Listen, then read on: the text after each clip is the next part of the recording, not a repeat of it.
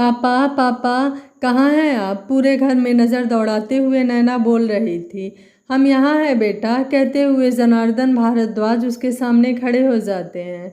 नैना उन्हें देखकर अपने कमर पर हाथ रखकर, क्या पापा आप अभी तक तैयार नहीं हुए? कब से कह रहे हैं आपसे। जनार्दन मुस्कुराकर, अभी तैयार हो जाएंगे, हमें कौन सा औरतों की तरह मेकअप करना है, बस कपड़े बदले और हो गए तैयार। नैना ने कहा, हाँ वो तो दिख ही रहा है, 2 घंटे पहले आपके तैयार होने को कहा था। और ये भैया भी ना, इनके नखरे तो लड़कियों से भी ज़्यादा हैं। ऐसे तैयार हो रहे हैं जैसे हम मंदिर नहीं इनके लिए लड़की देखने जा रहे हैं। ये सुनकर जनार्दन मुस्कुराने लगते हैं। नैना उन्हें देखकर, आप क्या खड़े खड़े मुस्कुरा रहे हैं, जाइए जल्दी से तैयार होकर आइए। जनार्दन जी मुस्कुराते हुए अंदर चले जाते हैं।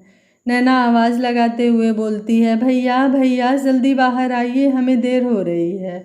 आ गया छुटकी, कितना चिल्लाती हो, कहते हुए अखिल कमरे से बाहर आता है। नैना ने बोला, हम चिल्लाते हैं? कब से आप दोनों को तैयार होने के लिए कह रहे हैं और आप हमारी बात सुन ही नहीं रहे। इतनी देर में हमने पूरे घर की सफाई भी कर ली, तैयार भी हो गए, प्रसाद भी बना लिया, और आप लोग हैं जो अब तक तैयार भी नहीं हुए। पता नहीं हम नहीं रहें तो कैसे रहेंगे आप लोग। ना पापा समय से ऑफिस पहुंच पाएंगे और न ही आप कॉलेज, इसी वजह से हम कहीं नहीं जा पाते। अखिल ने कहा, पर छुटकी, एक दिन तो तुझे शादी करके जाना ही पड़ेगा ना। नैना अपनी आंखें मटका कर बोली, आप लोग के यही रंग ढंग रहे ना तो हो गई हमारी शादी, और अगर गलती से हो भी गई तो आप लोगों की चिंता में दूसरे दिन ही भाग कर वापस आ जाएंगे हम। अखिल ने कहा, भाग कर क्यों, बस में आना ना। नैना अखिल को गुस्से से घूरती है। अखिल नैना के कंधे पर हाथ रखकर, वैसे छुटकी, मैं सोच रहा था कि अगर तू भाग कर यहाँ चली आएगी तो तेरे दूल्हे का क्या होगा। नैना लाड दिखाते हुए बोली, क्या भैया आप भी ना। अखिल उसे गले लगाकर, तुझे देखे बिना तो मेरी सुबह ही नहीं होती, जब तक तेरी हंसी कानों में नहीं पड़ती घर खाली खाली लगता है, कैसे रहूँगा तेरे बिना इतने दिन। नैना ने कहा, वैसे ही जैसे हम रहेंगे, कुछ दिनों की, अरे हमारा मतलब सालों की ही तो बात है। एक बार जब आप डॉक्टर बनकर वापस आएंगे तो देखना आपके स्वागत में कितनी बड़ी पार्टी करते हैं हम। अगर भाई बहन का लाड हो चुका है तो हम चलें, जनार्दन जी ने कहा। हाँ हाँ जल्दी चलिए। तीनों मंदिर जाकर पूजा करते हैं, फिर वहाँ से वापस आकर अखिल दिल्ली के लिए निकल जाता है। उसे अपनी मेहनत से स्कॉलरशिप की वजह से वहाँ के टॉप के मेडिकल कॉलेज में एडमिशन मिला था, जहाँ सिर्फ रईस घरों के बच्चे ही पढ़ते थे। अखिल के जाने के बाद नैना बहुत उदास हो जाती है, हो भी क्यों न, इतने सालों में वो कभी एक दूसरे से अलग नहीं हुए थे। 2 दिन बाद अखिल का फ़ोन आता है। अखिल की आवाज़ सुनकर नैना चहक उठती है। कितनी देर से फ़ोन किया, हम कब से आपके फ़ोन का इंतज़ार कर रहे थे, नैना ने कहा। यहाँ सब सेट करने में समय लग गया इसलिए देर हो गई, सॉरी, अखिल ने कहा। कोई बात नहीं, हमने माफ़ किया। अच्छा ये बताइए वहाँ सब कैसा है। क्या बताऊँ छुटकी, कितना बड़ा और शानदार कॉलेज है, मैंने कभी नहीं देखा था। और पता है यहाँ सब बड़ी बड़ी कारों से आते हैं, मेरे पास तो बाइक भी नहीं है। तो क्या हुआ भैया, आप वहाँ पढ़ने गए हैं, गाड़ियों में घूमने थोड़े ना। और जब आप डॉक्टर बन जाएंगे तब हमारे पास भी बड़ी गाड़ी होगी। हाँ छुटकी, चल अब रात हो गई है, कल कॉलेज में मेरा पहला दिन है तो मुझे सुबह जल्दी उठना है। ठीक है भैया, आप चिंता मत कीजिए, हम आपको समय से जगा देंगे। अखिल ने हैरानी से कहा, वो कैसे, तू तो यहाँ है ही नहीं।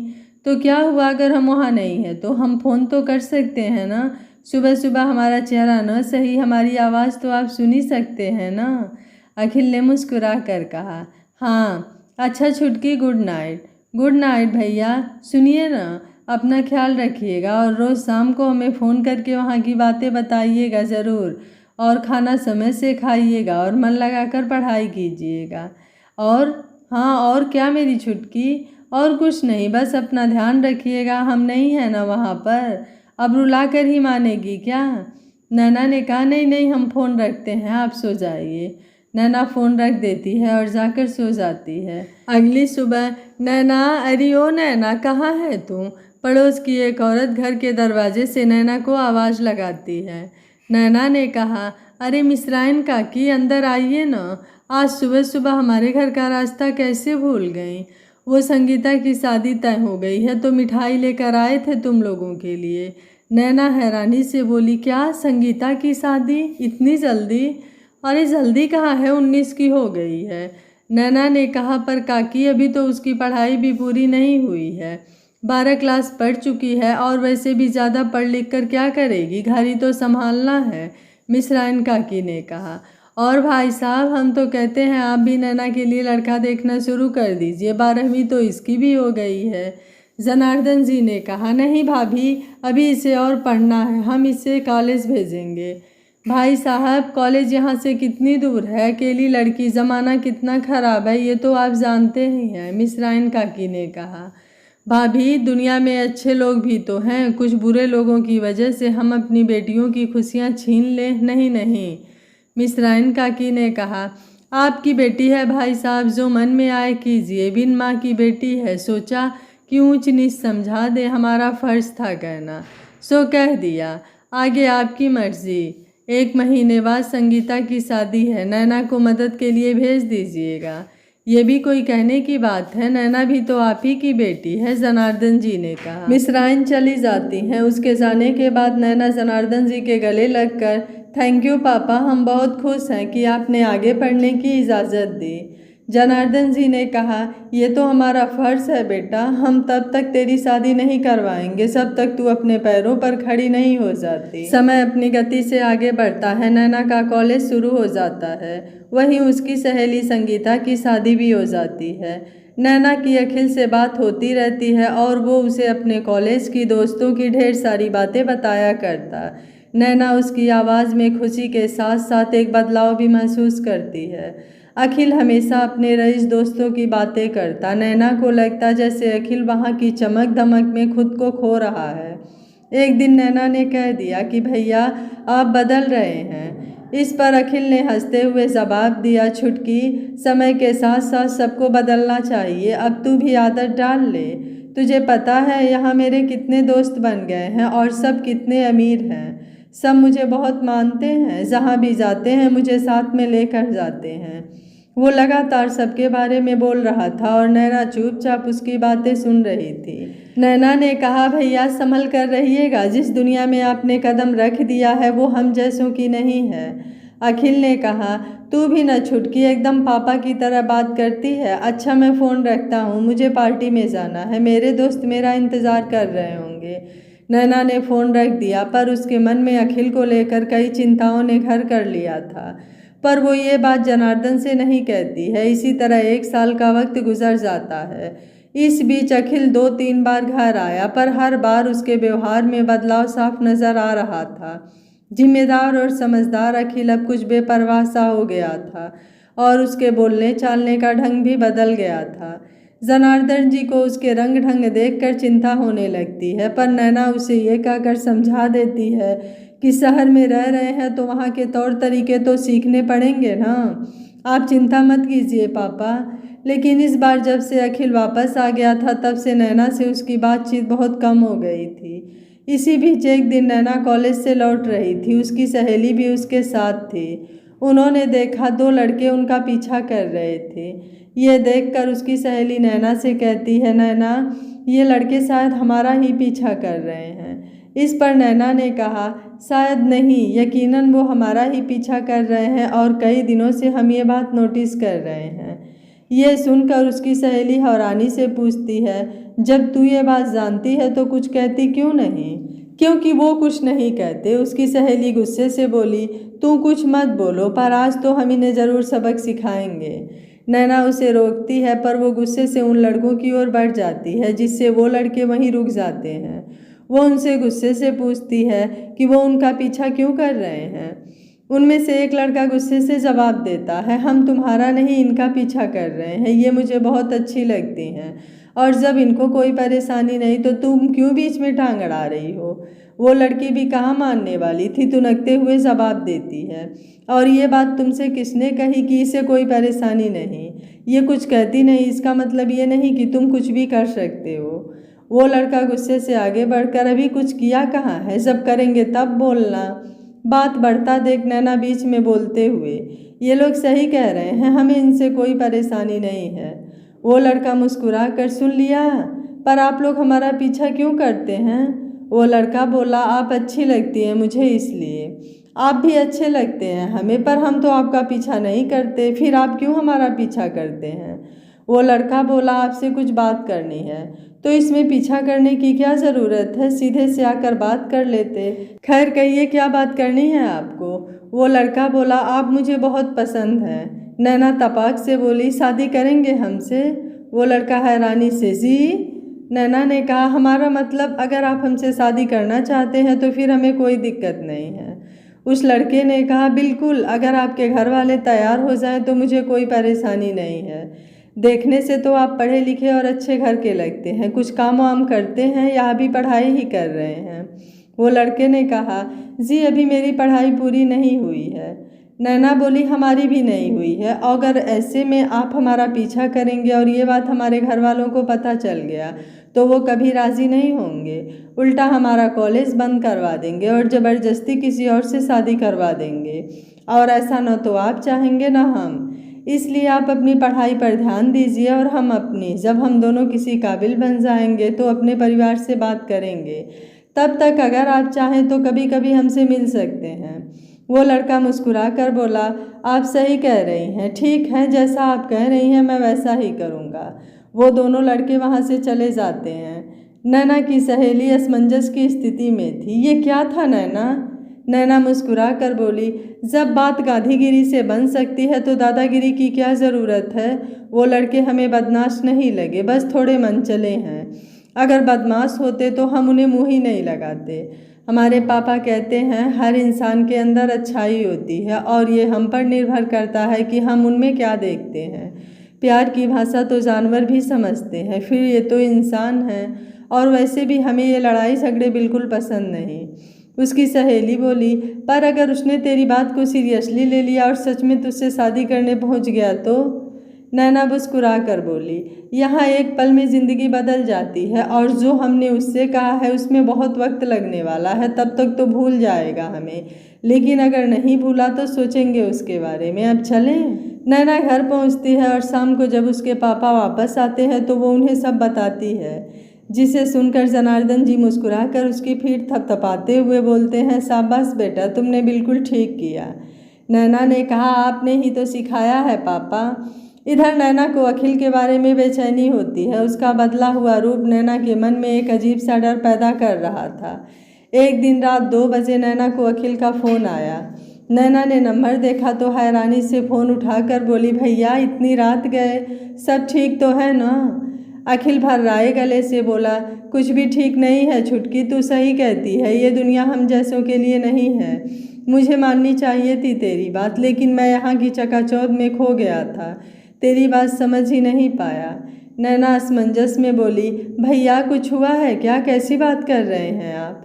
अखिल ने बोला, छुटकी, ये अमीर लोग बहुत बुरे होते हैं, तू अपने भाई को गलत मत समझना, मैंने कुछ नहीं किया।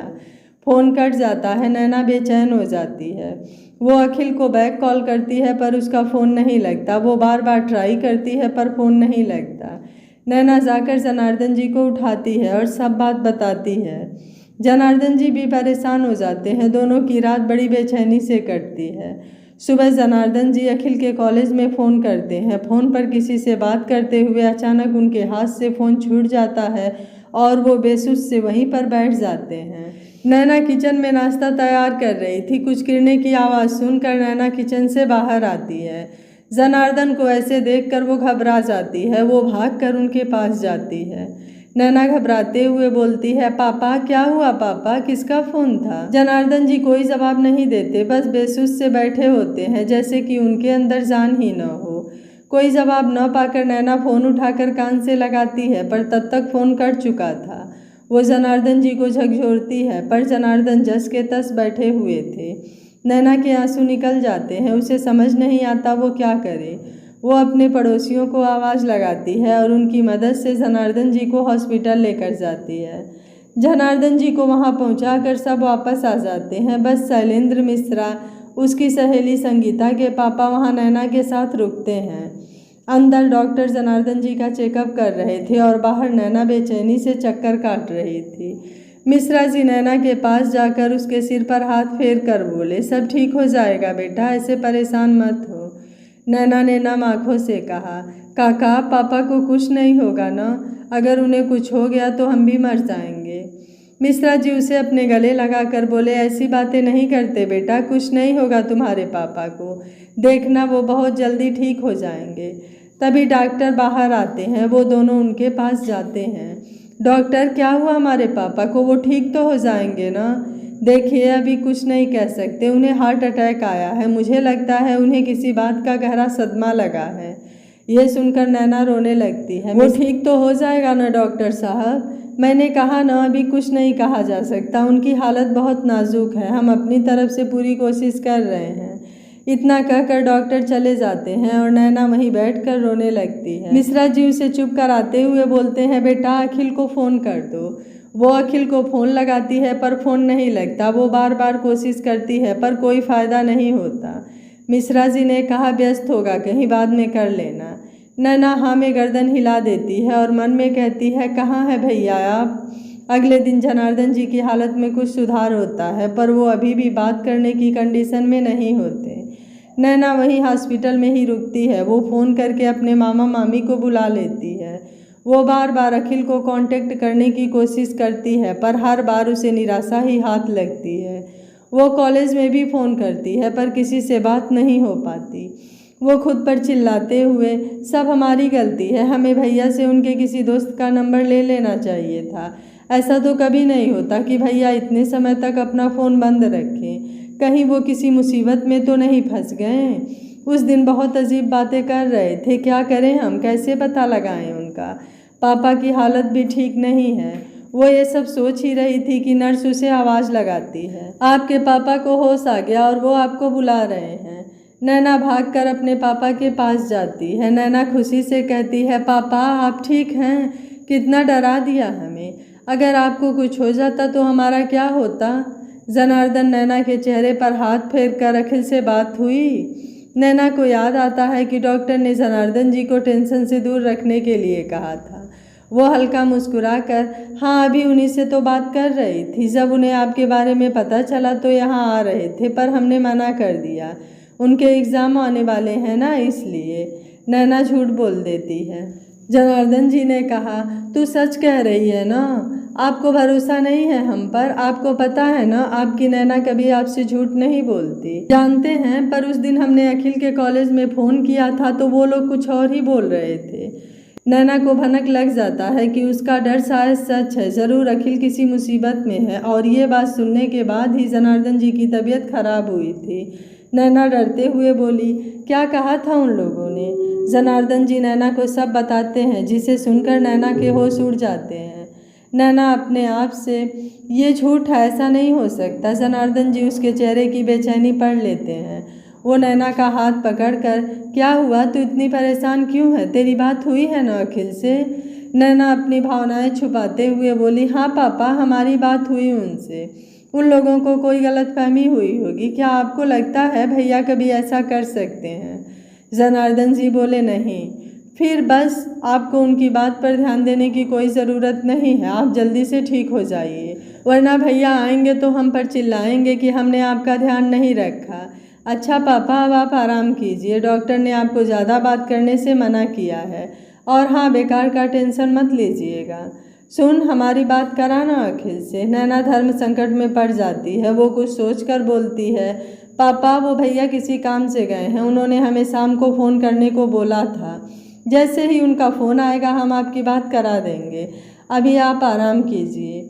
नैना बाहर आकर रो पड़ती है। वो अपने मन में, हमें माफ़ कर दीजिए पापा, हमने आपसे झूठ बोला, हम मजबूर थे, पर कुछ भी हो हमें भैया का पता लगाना ही होगा। वो किसी तरह 2 दिन हॉस्पिटल में रहती है पर वह जनार्दन जी के सामने कम ही आती है, क्योंकि वो अखिल से बात करने के लिए कहते हैं, जिसे नैना हर बार किसी न किसी बहाने से बहला लेती है। 2 दिन बाद जनार्दन जी की हालत में बहुत सुधार हो जाता है, उसे छुट्टी मिल जाती है। नैना अपने मामा मामी के साथ उन्हें घर लेकर आती है। अब नैना को अखिल का पता लगाना था, लेकिन उसे ये सब जनार्दन जी से छुप के करना था। तो उसने जनार्दन जी को कुछ समय के लिए मामा मामी के साथ भेजने की सोची, पर कैसे? रात के समय खाने पर नैना ने कहा, मामा जी हम सोच रहे थे कि कुछ दिन आपके पास रहने आते। पापा की तबीयत भी ठीक नहीं है, इसलिए उनके दफ्तर से 10 दिन की छुट्टी ले रखी है। मामी जी खुश होकर बोली, क्यों नहीं बेटा, हम कल जा रहे हैं तो आप लोग भी साथ चलो। मामा जी भैया का जन्मदिन आने वाला है, इस बार वो यहाँ नहीं आ पाएंगे, तो हम सोच रहे थे कि वहाँ जाकर उनसे मिल लेते। आप पापा को लेकर जाइए, हम भैया से मिलकर आपके पास आ जाएंगे। जनार्दन जी ने कहा, ठीक है बेटा, फिर हम दोनों चलते हैं, हमें भी उससे मिलने का मन कर रहा है और हम तुम्हें अकेले नहीं जाने दे सकते। नैना बोली, पापा आपको डॉक्टर ने लंबा सफ़र करने से मना किया है, और क्या आपको हम पर विश्वास नहीं है? ऐसा नहीं है बेटा, मुझे तुम पर पूरा विश्वास है, पर ज़माना बहुत ख़राब है। पापा आप ही तो कहते हैं ना कि दुनिया में अच्छे लोग भी हैं, तो फिर क्यों डर रहे हैं? हमें कुछ नहीं होगा और हम अपना पूरा ख्याल रखेंगे। जनार्दन जी मुस्कुरा देते हैं। सब खाना खाते हैं, फिर नैना जनार्दन जी को दवाई देकर सुला देती है और जाकर मामा मामी को सब कुछ बताती है, जिसे सुनकर मामी, इतना सब हो गया और तुमने हमें कुछ नहीं बताया? क्या बताते मामी, हमें तो खुद नहीं मालूम कि आखिर पूरी बात क्या है, पर हमें यकीन है भैया ये कभी नहीं कर सकते, ज़रूर कुछ न कुछ गड़बड़ है। पर क्या, ये तो भैया से मिलकर ही पता चलेगा, इसलिए हम वहाँ जा रहे हैं, पर पापा को ये नहीं बता सकते वरना उन्हें सदमा लग सकता है। हम भैया से मिलकर उन्हें जल्दी ही वापस लेकर आएंगे, तब तक आप लोग पापा का ध्यान रखिएगा। मामा जी ने कहा, ठीक है, फिर मैं भी तुम्हारे साथ चलूँगा। नैना बोली, नहीं, अगर आप हमारे साथ गए तो पापा को लगेगा कि ज़रूर कोई बात है और फिर उन्हें समझाना बहुत मुश्किल हो जाएगा। फिर यहाँ पापा का ध्यान भी रखना है और मामी ये अकेले कैसे कर पाएंगी? नैना सही कह रही है, आप चिंता मत कीजिए, वहाँ मेरे भाई का बेटा रहता है, मैं उससे बात कर लेती हूँ, वो नैना की मदद करेगा।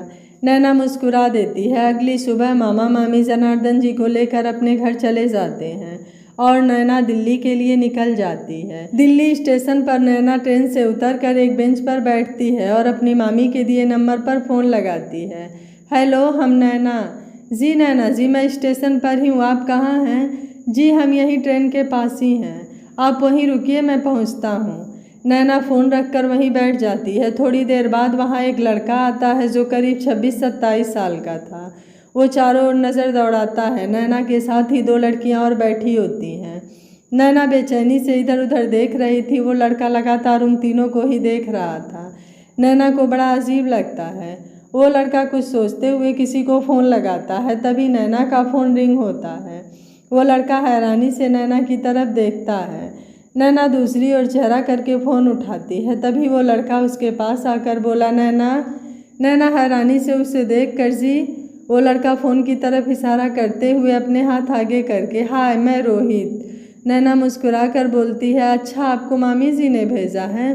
रोहित मुस्कुरा कर बोला, जी आपकी मामी और मेरी बुआ। नैना मुस्कुरा कर अपने हाथ जोड़कर, जी नमस्ते। रोहित भी अपने हाथ जोड़कर नमस्ते कहता है और चलें। नैना ने हाँ में सिर हिलाकर अपना सामान उठाने लगती है। रोहित उसके हाथ से सामान लेते हुए, ये मैं ले लेता हूँ, और दोनों वहाँ से निकलते हैं। थोड़ी देर में वे लोग रोहित के घर पर पहुँचते हैं। रोहित नैना को अपनी माँ से मिलाता है। नैना उन्हें नमस्ते कहती है। आप जाकर फ्रेश हो जाइए और आराम कीजिए। नहीं, हमें भैया का पता लगाना है। देखिए, बुआ ने मुझे सब बता दिया है और मैंने पता किया, शाम हो गई है, इस वक्त वहाँ जाने का कोई फ़ायदा नहीं होगा। मैं आपको सुबह ले चलूँगा वहाँ। नैना आगे कुछ नहीं बोलती। रोहित की माँ उसे कमरे में ले जाती है। अगली सुबह रोहित नैना को लेकर अखिल के कॉलेज पहुँचता है। नैना कॉलेज देखकर, बाप रे, इतना बड़ा कॉलेज। हाँ, ये कॉलेज कैंपस बहुत बड़ा है। चलिए प्रिंसिपल ऑफिस में चलकर उनसे मिलते हैं, वहीं से कुछ पता चलेगा। प्रिंसिपल ऑफिस में नैना दरवाजे से, क्या हम अंदर आ सकते हैं? Yes coming. नैना और रोहित अंदर जाते हैं। बैठिए, कहिए क्या मदद कर सकता हूँ मैं आपकी? नैना अपने हाथ जोड़कर, जी नमस्ते, हम नैना, नैना भारद्वाज, अखिल भारद्वाज की बहन। अखिल का नाम सुनकर ही प्रिंसिपल के चेहरे का रंग उड़ जाता है। सर, 10 दिन से उनसे हमारी बात नहीं हुई है, उनको कुछ पता नहीं चल रहा, वो कहाँ है, हमें मिलना है उनसे।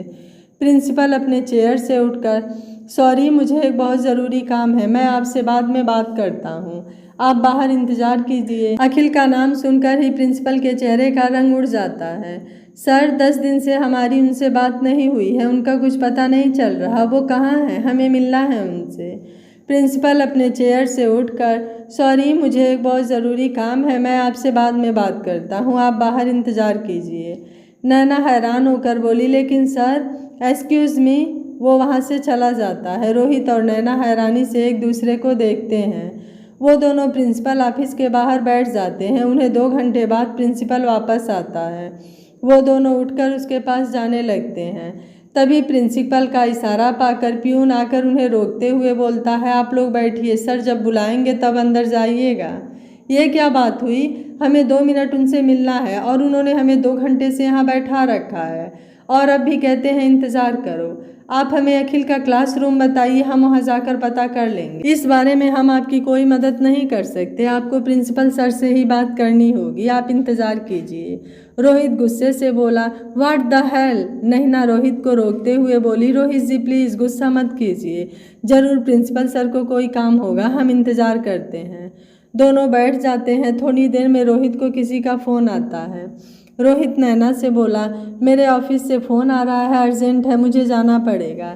ऐसा करते हैं, अभी चलते हैं, कल फिर आकर मिल लेंगे।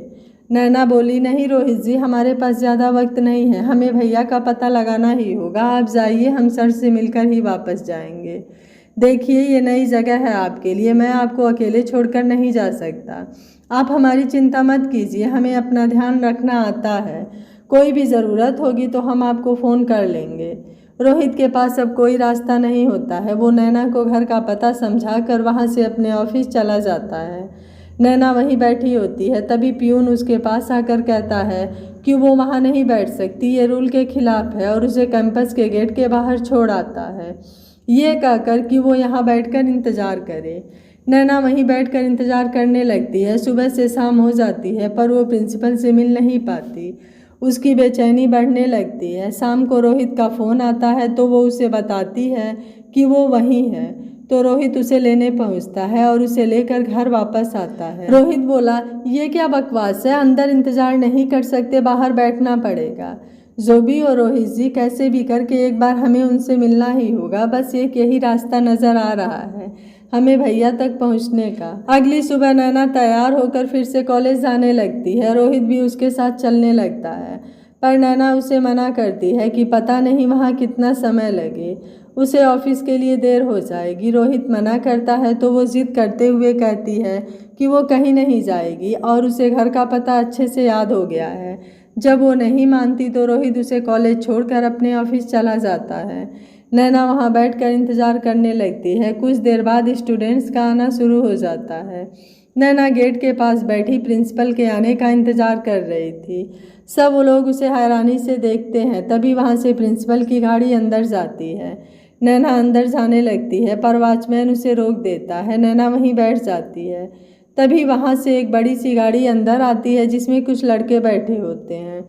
उनकी नज़र नैना पर पड़ती है। वो आपस में कुछ बात करते हैं, फिर नैना के पास जाकर खड़े हो जाते हैं। नैना उन्हें हैरानी से देखती है। उनमें से एक लड़का आगे आकर बोलता है, हेलो, मेरा नाम क्रिस है, कल भी आपको यहाँ पर बैठे देखा था, कोई प्रॉब्लम है तो मुझे बताइए, मैं आपकी मदद करूँगा। नैना उसके साथ खड़े 2 लड़कों को देखती है जो मुँह दबाए अजीब से मुस्कुरा रहे थे। नैना को बड़ा अजीब लगता है। क्रिश नैना को देखकर बोला, अरे ये मेरे दोस्त हैं विराज और शेखर, आप बताइए। जी, वो हम नैना है, अखिल की बहन, वो यहीं पढ़ते हैं, कई दिनों से उनका कुछ पता नहीं, इसलिए उन्हें ढूंढने आए हैं, आप जानते हैं उन्हें, क्या आप मिलवा सकते हैं हमें? तभी शेखर, क्या बात है, इतनी खूबसूरत बहन है अखिल की, उसने कभी बताया नहीं। सब एक दूसरे को देखकर मुस्कुरा देते हैं। नैना को कुछ अच्छा नहीं लगता। क्रिश नैना को देखकर बोला, अरे चुप कर, कैसी बात कर रहा है, लड़कियों की इज्जत करना नहीं आता तुझे? विराज मुस्कुराकर, तू है ना इज्जत करने के लिए? तो क्रिश भी मुस्कुरा देता है। नैना को वो लोग कुछ ठीक नहीं लगते। वो वहाँ से जाने लगती है। शेखर उसके सामने आकर बोला, आप कहाँ जा रही हैं? चलिए आपके भाई से मिलवा देते हैं आपको। जी नहीं, आपका बहुत बहुत धन्यवाद, हमें आपकी मदद नहीं चाहिए। वो वहाँ से जाने लगती है तो शेखर उसका हाथ पकड़कर, कहाँ जा रही हो, कहाँ ना मिलवा देते हैं अखिल से? नैना अपना हाथ छुड़ाने की कोशिश करते हुए, छोड़िए हमें आपकी मदद नहीं चाहिए, हम अपने भैया को खुद ढूंढ लेंगे। शोर सुनकर बहुत से स्टूडेंट वहां जमा हो जाते हैं। विराज सबकी तरफ देखकर बोला, देखो सब, एक चोर और मर्डरर की बहन कैसी लगती है। नैना चिल्ला कर बोली, हमारे भैया ने कुछ नहीं किया और हम ये साबित करके रहेंगे, बस एक बार वो मिल जाएं हमें। अरे वाह, क्या तेवर है इसके। सभी स्टूडेंट्स आपस में बात कर रहे थे, पर कोई नैना की मदद के लिए नहीं आ रहा था। तभी वहाँ किसी की कड़कती आवाज़ आती है। क्या हो रहा है वहाँ? आवाज़ सुनकर सब वहाँ से तितर बितर होने लगते हैं। शेखर भी नैना का हाथ छोड़ देता है। वो आदमी वहाँ आकर बोला, क्रिस, क्या हो रहा है यहाँ? क्रिस बोला, कुछ नहीं सर, ये लड़की अखिल के बारे में पूछ रही है। वो आदमी नैना को देखकर बोला, अखिल यहाँ नहीं है, वो यहाँ से भाग गया है, तुम अपने घर जाओ। नैना बोली, लेकिन सर वो घर नहीं पहुँचे। वो आदमी बोला, देखो हमें इस बारे में कुछ नहीं पता, तुम्हारे भले के लिए कह रहा हूँ, अपने घर जाओ और तुम लोग जाओ अपनी क्लास में। वो तीनों नैना को देखते हुए वहाँ से चले जाते हैं। वो आदमी नैना को पानी देते हुए बोला, तुम्हारे भले के लिए कह रहा हूँ बेटा, अपने घर जाओ। लेकिन हमारे भैया हमारे लिए सब कुछ है सर, उनके बारे में सुनकर ही हमारे पापा को हार्ट अटैक आ गया था। उन्हें बचाने के लिए हमें उनसे झूठ बोलना पड़ा। अगर उनका पता नहीं चला तो हमारे पापा जी नहीं पाएंगे। हमें भैया को कैसे भी करके ढूंढना ही होगा, वरना हम अपने पापा को भी खो देंगे। अब आप ही बताइए सर, हम घर कैसे जा सकते हैं? वो आदमी बिना कोई जवाब दिए वहाँ से चला जाता है। नैना भी जाकर चुपचाप बैठ जाती है। वॉचमैन उसके पास आकर, बेटा कल भी तुम सारा दिन यहाँ बैठी रही और आज भी यहाँ आ गई, क्या बात है? नैना उसे सब बताती है। फिर उससे पूछती है, काका आप तो जानते होंगे ना हमारे भैया को? नहीं बेटा, मुझे यहाँ काम करते हुए 4 दिन ही हुए हैं। यहाँ कुछ हुआ था जिसके कारण पहले वाले वॉचमैन को निकाल दिया गया, वॉचमैन जवाब देता है। नैना फिर निराश हो जाती है। आज का दिन भी निकल जाता है, पर नैना को अखिल का कुछ पता नहीं चलता और न ही वो प्रिंसिपल से मिल पाती है। अगले दिन फिर नैना वहाँ आकर बैठ जाती है। जब प्रिंसिपल की नज़र नैना पर जाती है तो वो वॉचमैन को बुलाकर फटकार लगाता है। वो वापस आकर नैना से कहता है, बेटा तुम यहाँ से चली जाओ, वरना मेरी नौकरी खतरे में पड़ जाएगी। नैना बोली, काका एक बार सर से मिल लेंगे फिर चले जाएंगे यहाँ से।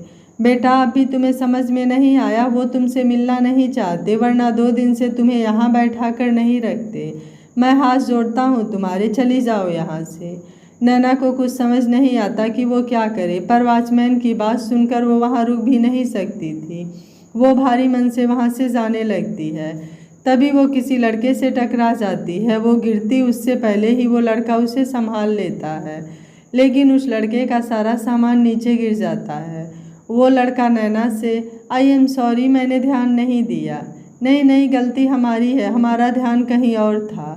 वो लड़का बैठ अपनी किताबें उठाने लगता है। नैना भी उसकी मदद करने लगती है। वो लड़का नैना के हाथ में कुछ पकड़ाता है और उसे थैंक यू बोलकर वहाँ से चला जाता है। नैना अपने हाथ में देखती है, एक नोट होता है। वो उस लड़के की तरफ देखती है। वो लड़का भी पलट कर उसे देखता है और वो नोट पढ़ने का इशारा करते हुए चल देता है। नैना हैरानी से वो नोट खोलकर पढ़ती है।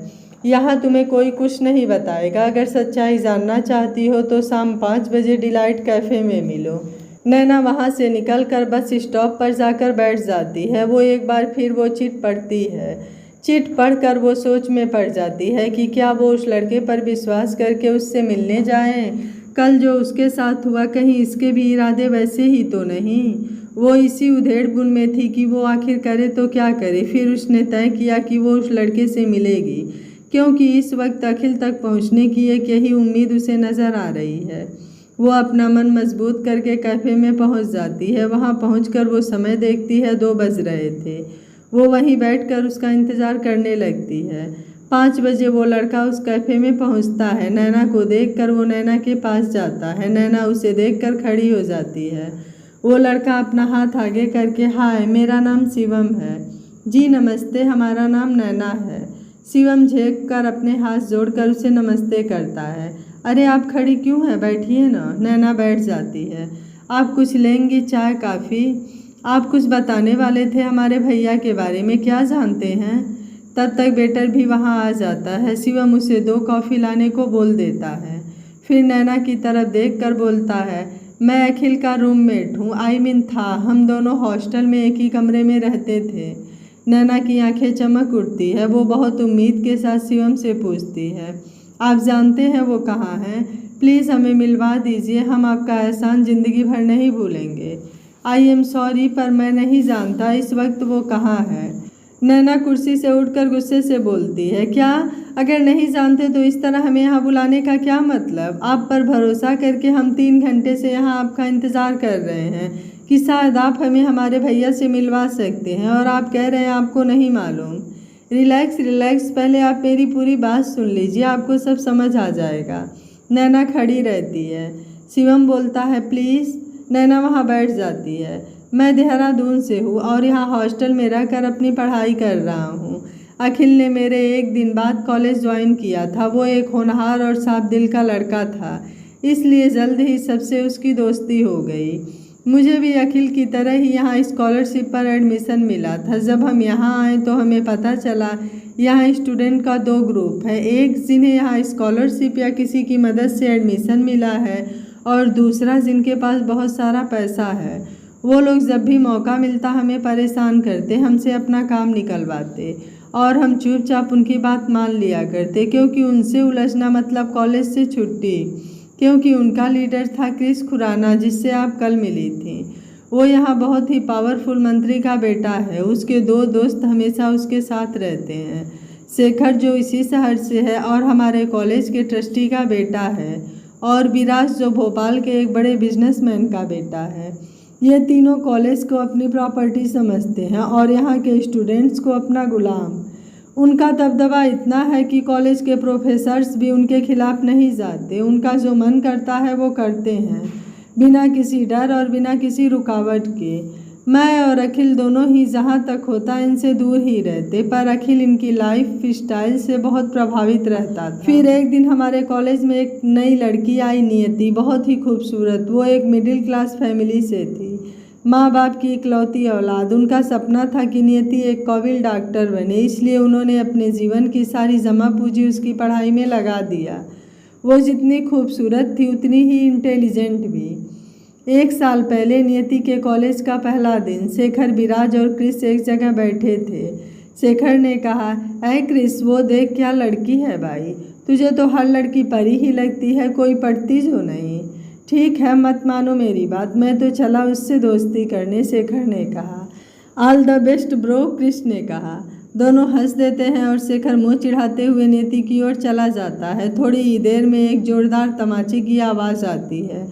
क्रिस और विराज के साथ साथ सभी स्टूडेंट्स उस ओर देखते हैं। शेखर अपने गाल पर हाथ रख के गुस्से से नियति को घूर रहा था। नियति का चेहरा दूसरी ओर था, इस वजह से विराज और क्रिस उसे नहीं देख पाते। वो हैरान हो जाते हैं कि आखिर ये है कौन जिसने शेखर को थप्पड़ मारने की हिम्मत की। नियति गुस्से से शेखर की तरफ उंगली पॉइंट करके कहती है, अगली बार मेरा हाथ पकड़ने से पहले ये थप्पड़ याद रखना। वो पलट कर क्लास की ओर चल देती है। जब विराज और क्रिस नियति को देखते हैं तो देखते ही रह जाते हैं।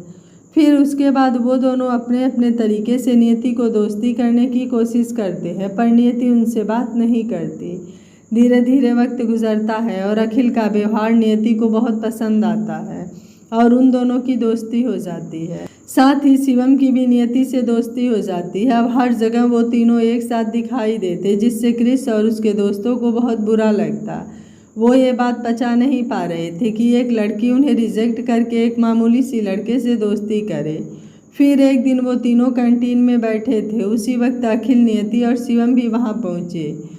वो तीनों एक जगह बैठकर बातें करने लगे। ये देखकर शेखर गुस्से में उनके पास जाकर खड़ा हो जाता है।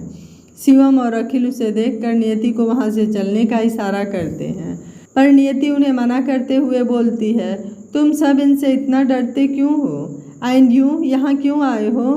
तुम लोगों को ये बताने कि हम हैं कौन? अच्छा, then tell me who are you? Shekhar उसका हाथ पकड़कर, चलो आज बता ही देते हैं तुम्हें। प्यार की भाषा समझ नहीं आती ना तुम्हें? तुम जो भाषा समझती हो उसी भाषा में। नियति अपना हाथ छुड़ाकर उसके गाल पर थप्पड़ लगा देती है और उसे घूरते हुए, मैंने पहले ही वार्निंग दी थी तुम्हें, दोबारा ऐसी हरकत मत करना, पर तुम तो कुत्ते की दुम हो जो कभी सीधी ही नहीं हो सकती। शेखर गुस्से में उसकी ओर बढ़ता है, लेकिन अखिल बीच में आकर, भाई जाने दे, ये पागल है, मैं समझाऊंगा इसे, इसकी तरफ से मैं माफ़ी मांगता हूँ। नियति बोली, अखिल ये क्या कर रहे हो? अखिल बोला, नियति प्लीज चुप रहो तुम, हम यहाँ पढ़ने आए हैं, लड़ाई झगड़ा करने नहीं। शेखर अखिल का कॉलर पकड़कर, तू रोकेगा मुझे? तभी वहाँ क्रिस और विराज भी आ जाते हैं। क्रिस अखिल का कॉलर छुड़ाते हुए बोलता है, शेखर क्या करते हो? हम यहाँ पढ़ने आए हैं, लड़ाई झगड़ा करने नहीं, है ना अखिल? मैं भी तो यही कह रहा हूँ। तुम सही कह रहे हो शेखर, सॉरी बोलो इन्हें। शेखर हैरानी से देखता है, हैव यू लॉस्ट इट? मैं इन्हें सॉरी बोलूँ? क्रिस सही कह रहा है शेखर, विराज ने कहा, सॉरी बोलो और दोस्ती कर लो। क्रिस अखिल की तरफ अपना हाथ बढ़ाकर पुरानी बातें भूल जाते हैं, दोस्ती करोगे हमसे? अखिल मुस्कुराकर उससे हाथ मिलाते हुए, क्यों नहीं? विराज भी मुस्कुराकर अखिल से हाथ मिलाता है, दोनों शिवम की तरफ भी मुस्कुराते हुए हाथ बढ़ाते हैं, शिवम भी उनसे हाथ मिला लेता है। क्रिस शेखर को बोलता है, शेखर। शेखर भी बेमन से उन्हें सॉरी बोलकर हाथ मिला लेता है। क्रिस नियति की तरफ हाथ बढ़ाता है, वो गुस्से से अपना मुंह फेर लेती है। वो सब नियति को देखते हुए वहाँ से चले जाते हैं। आखिर किसके मर्डर और किस चोरी के जुर्म में अखिल को फंसाया गया है? क्या यह दोस्ती नियति से बदला लेने की कोई तरकीब थी? अखिल के साथ साथ कॉलेज से नियति भी क्यों गायब हो गई है? क्या कॉलेज में नियति का ही मर्डर हुआ है? अखिल को ढूंढने में नैना का साथ कौन देगा? क्या नैना अपने भाई को ढूंढकर उसे बेगुनाह साबित कर पाएगी? ऐसे बहुत सारे सवालों का जवाब जानने के लिए सुनिए कहानी का अगला भाग। अगर आप इस कहानी का अगला भाग सुनना चाहते हैं तो कमेंट में यस ज़रूर लिखिएगा। वीडियो पसंद आया है तो वीडियो को लाइक, शेयर एंड चैनल को सब्सक्राइब कर लीजिएगा। Thank you for watching. मिलते हैं कहानी के अगले भाग में।